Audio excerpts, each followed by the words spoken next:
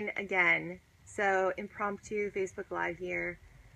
Dr. T, it's the Ask Dr. T Facebook Live for the low back fix.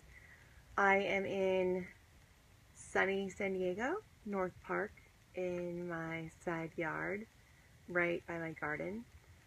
We are growing tomatoes, strawberries, wildflowers, cucumbers. I forget what else we're growing. My husband's responsible for the garden. That's his therapy. Anyway, so this morning we've got 4 key topics.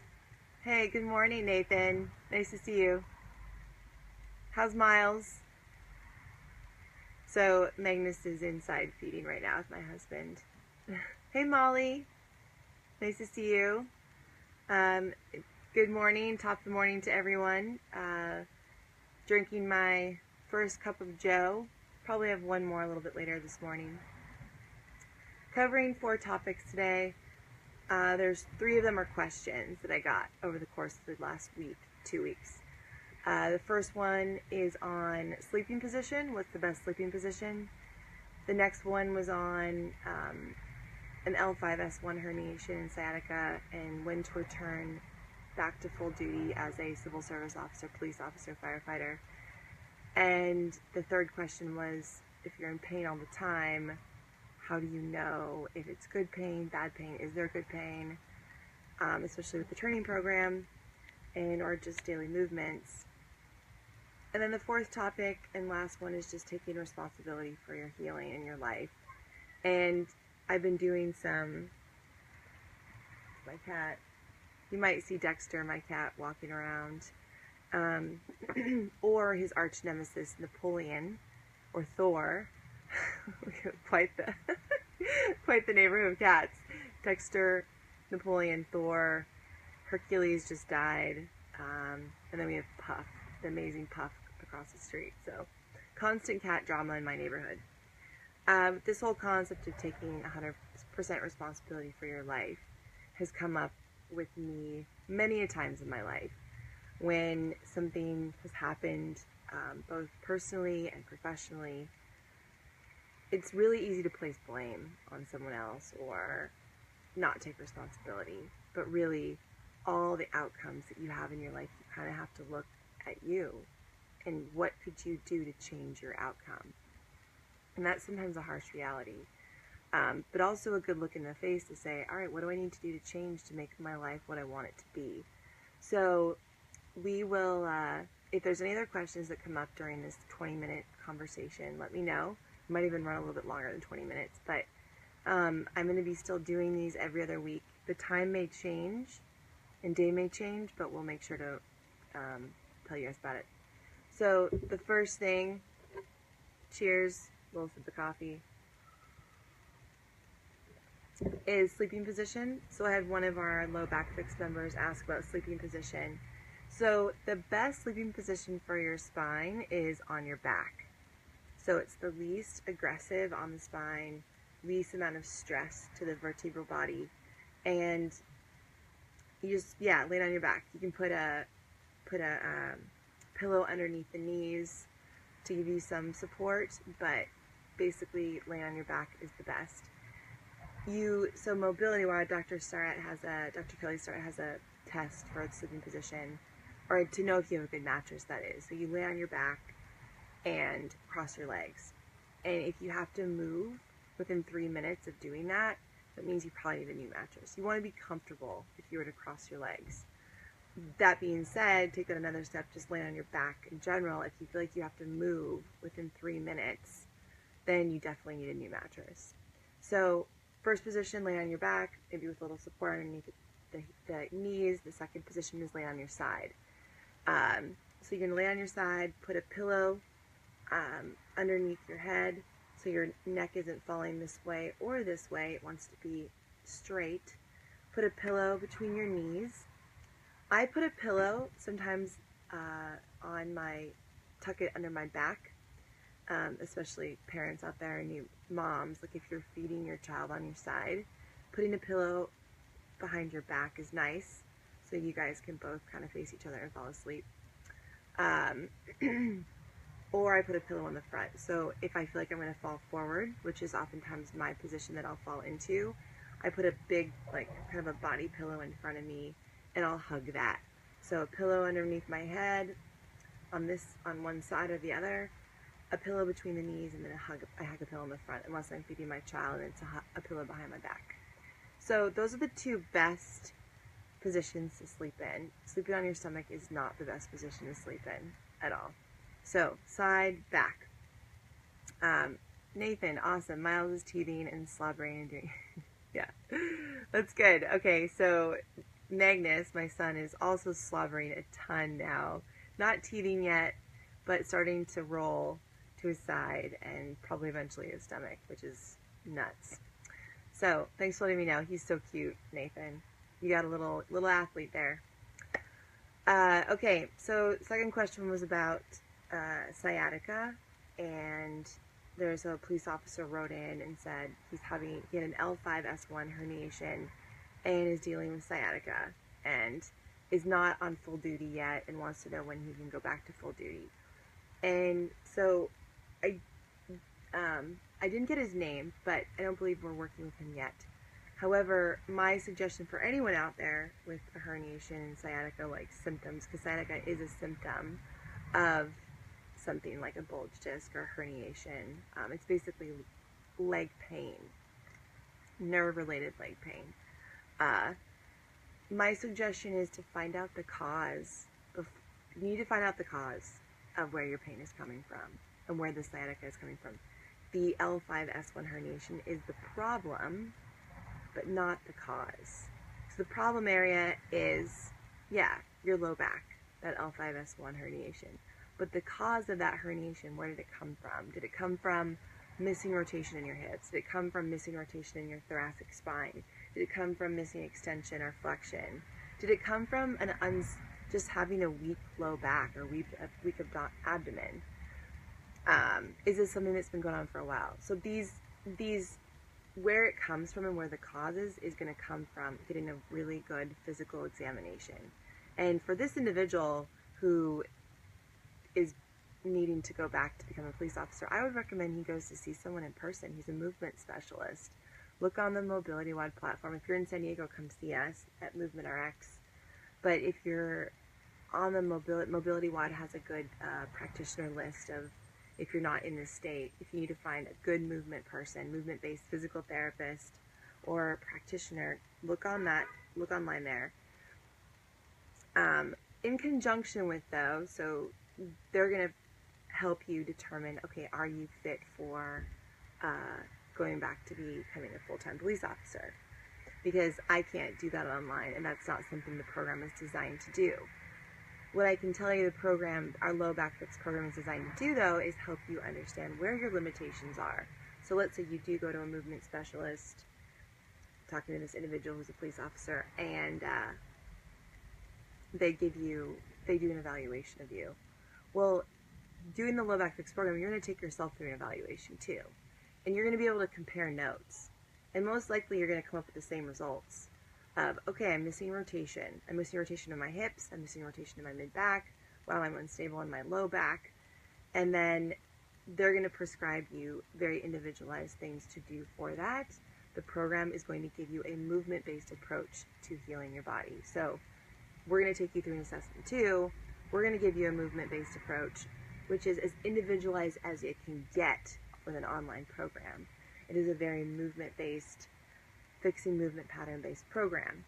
For someone who has really chronic L5-S1 sciatica who needs to go back to being a police officer, this program is great for you, but I would recommend seeing someone in person too, once or twice, just to make sure, like, you're not having anything missed in terms of your physical examination.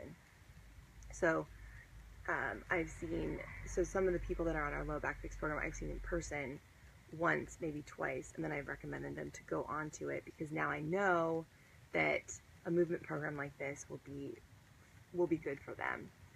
Typically, for someone who doesn't have a very, very extremely serious condition, serious meaning like they always have pain at night, they have So it's mostly having pain at night. When they sneeze, every time they sneeze, there's pain. There's blood involved in urine or stool. Fever, nausea, vomiting, things like that, where that's more of a red flag. Like, that's someone where you need to see a medical doctor for that. But for most chronic low back pain issues that come from a movement dysfunction, which is about 96% of them, this program is good for you. If you are having to go back to be fit for duty, seeing someone in person is helpful. The program, if you don't need that, right, the program is still fit for you. The 8-week low back fix component to it will help you return to whatever other training program, or maybe you want to return to CrossFit, maybe you want to return to playing soccer, whatever it is. The 8-week low back fix program is guaranteed to help improve your movement function. And for 77% of the people that join the program, become pain-free by week 8. So the most important thing to us is function. So anyone with a diagnosis and some chronic condition need to find the cause. The program is going to assess global movement patterns, and it is as specific as we can get from a digital program. Hands-on is obviously the gold standard, right? But let's say you don't have anyone in person to evaluate you, then this is going to be good for you. For most people, this program is going to be good for them because they've already tried the PT route, they've already seen someone, and they've never received a good movement prescription. Well, this program is going to provide you a good movement prescription. If you have the luxury of seeing someone in person once or twice just to get like the actual cause, very specific causes, fine-tuned or figured out, then that's a good way to go too. That doesn't mean you have to see that person for twice a week for the rest of your life. That means once or twice. And that movement person should be able to get you better or help you figure out what's going on once or twice. David, you can't start the live video. Not sure why, but we'll tackle that. Maybe message me later and see if by the end of this you still can't watch the live, David. You're in Germany, I believe. I did answer your sleep question, by the way. Okay, so hopefully that helps. Anyone with L5, S1, herniation, or having sciatica issues, we need to find the cause. The global movement patterns, the assessment we take you through on the program will help you figure out a lot of what's going on with your body. But sometimes you need that extra touch of someone. I have some good referrals from Mobility WOD, myself in San Diego, but again, the program can help you, it helps most people that go on it. So there are people that just need that human touch, and that's totally fine. And it's totally fine to do this program in conjunction with that. Especially those who are going to chiropractic care, because oftentimes chiropractors don't have the time to give you a movement prescription. So this is a great supplement to the work you're getting done from the chiropractor. So something to consider. Okay, last question was pain all the time. So this is a question that Molly asked, and so pain is a threat. Pain is coming from the brain, and it tells our body there's a threat. So one of the question was, is it okay to be in pain all the time? What if, how do you know if is there good pain versus bad pain? So I think the question you need to start asking yourselves, if you guys experience kind of constant pain, is, okay, when you start to take a journal of it. When you wake up, what does it feel like? Late morning, what does it feel like? Around lunchtime, what does it feel like? Mid-afternoon, what does it feel like? Night, what does it feel like? Pain, before bed, what does it feel like? At night, what does it feel like? And try to differentiate between pain and soreness, or pain and just overall tenderness, discomfort. Like pain, you got the burning, aching, tingling feeling. Pain is very subjective though.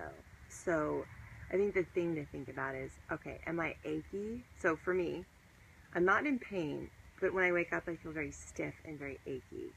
So I could easily tell myself that's pain, but I know that it's just discomfort and soreness from holding my child and just day in and day out activities for me at the moment. So my mid-back has definitely become a lot more stiff since with my pregnancy and post-pregnancy, which is what I'm working on. But there's no pain involved. I do feel sore at times, but when I move, there's no pain involved. If there's pain involved, I stop. Or I decrease the load, or I decrease the like level. I go down. So I think that the big thing is to be able to differentiate those two things. Like sometimes people will come into the clinic and they'll say, I have pain with every movement. And I'm like, is it pain or is it soreness? Or is it just stiffness, stretching? Does it feel sketchy to you? If it feels sketchy, like something's gonna tear, this doesn't feel right, this feels like a threat, then stop. Stop what you're doing. And I'll tell you what you can do when you stop in a minute. But the second thing is it just sore? Is it just tender? Like tender, sore, uncomfortable, stiff. Those are all things that you can work through. And there's a fine line, right? I said it's subjective. So some of you who have been in pain for a long time, there's this concept called central sensitization, which means, okay, you've had pain in one area, and now it's spread to other areas. And it's not comfortable anymore. Many of you that have been on the program experience this, just like you, pain started in one area and now it's spreading to other areas. And that's coming from the fact that your nervous system is kind of like, all right, you know what? This threat isn't going away. Now I need to spread it out a little bit. I need to make you realize this is a threat. And oftentimes we still push through, right? We still push past those barriers that our brain gives us. So the way to desensitize the nervous system is to do those down regulation techniques and to provide your body with good movement. So the program, we have like the RX level, and then we have a scale up or down. So what you want to ask yourself is this. So like, let's say you're doing a squat. Does it hurt doing the RX? If so, decrease the depth you go, the range you go, and decrease the load. Maybe just do body weight. So there are ways to decrease the intensity of it.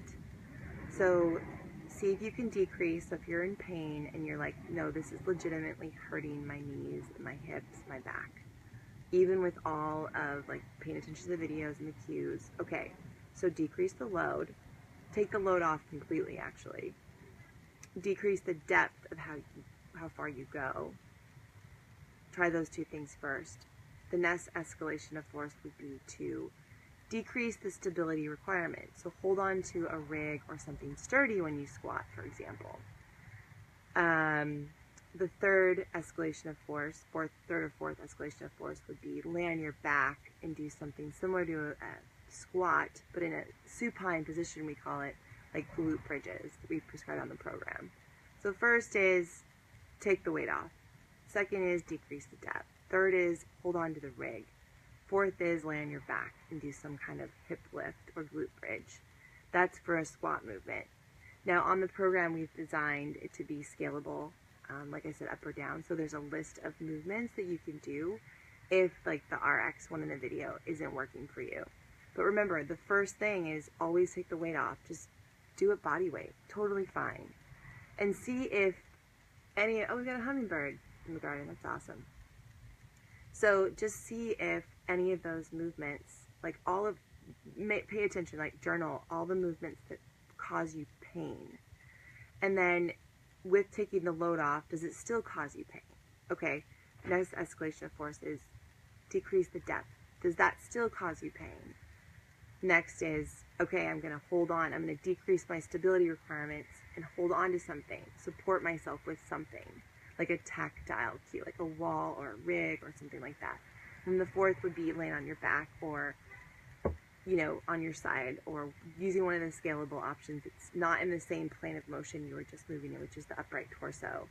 upright movement. Sometimes laying on your side, laying on your back is a better way to do some of these drills, if need be. Molly, does that make sense for you? And for anyone out there listening, let me know if this helps, because it's really important. That's part of kind of taking responsibility for your health, is like, we aren't here to push through pain. Pain is there for a reason. And the way you're going to desensitize your nervous system and get out of pain is to literally meet your body where it's at and say, okay, there's a threat with the squat movement.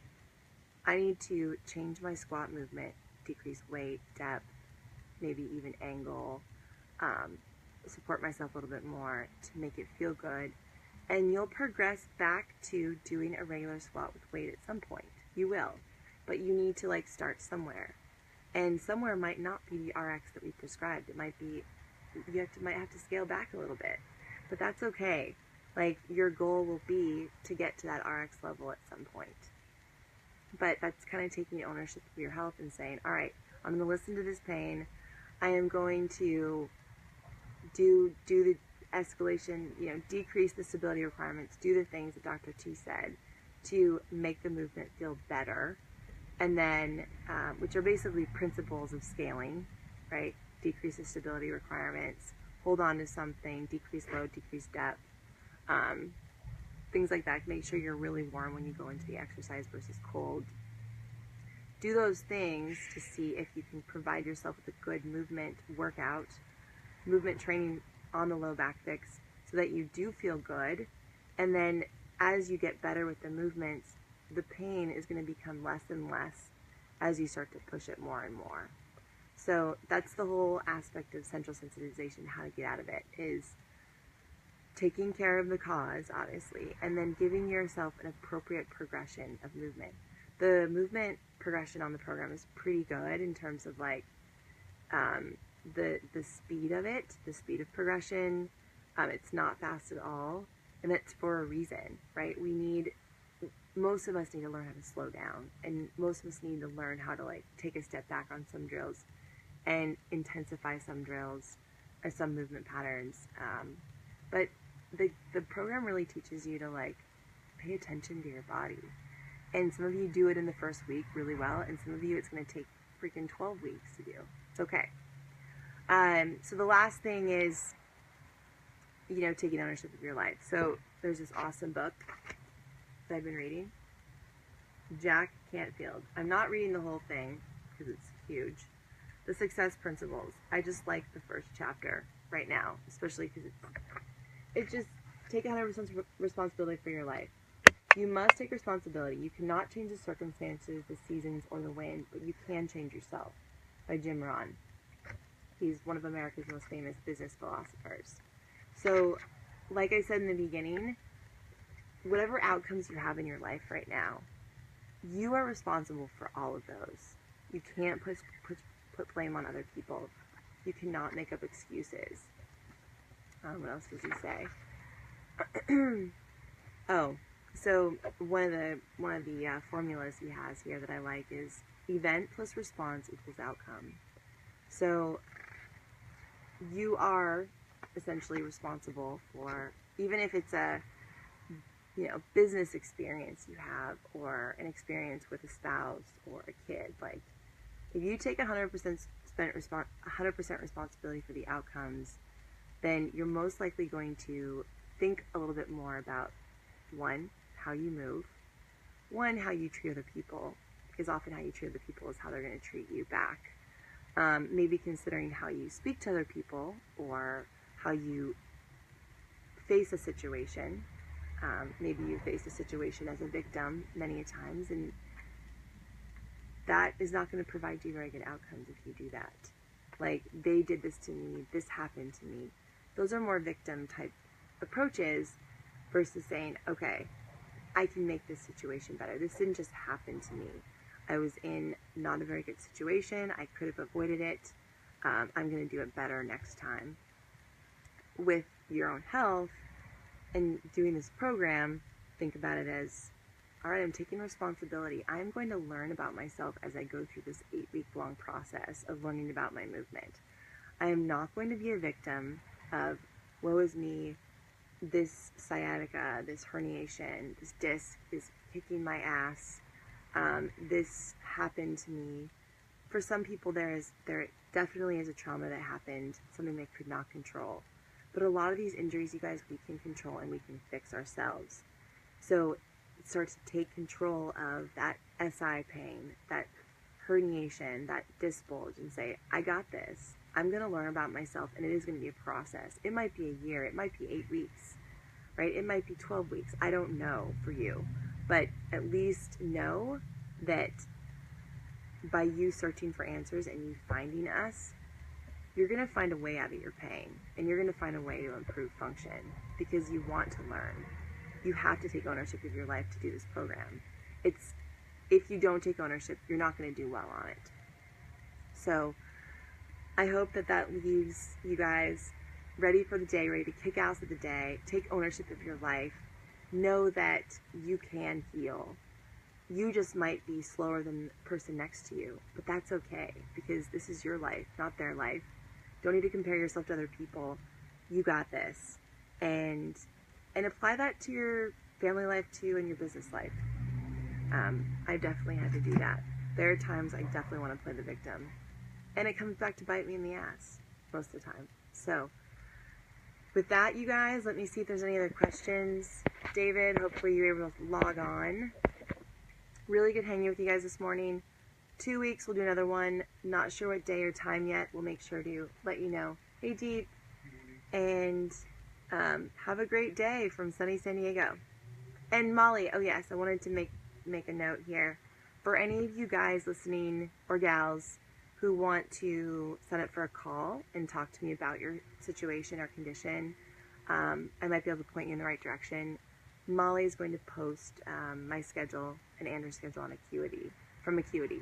So you guys can sign up for a free 10-minute consultation with me or Anders to figure out like what are the next steps for you. I've had many people call in, and there have been a handful of people I've had to refer to. One, I had to refer to a pelvic floor specialist, cardiologist.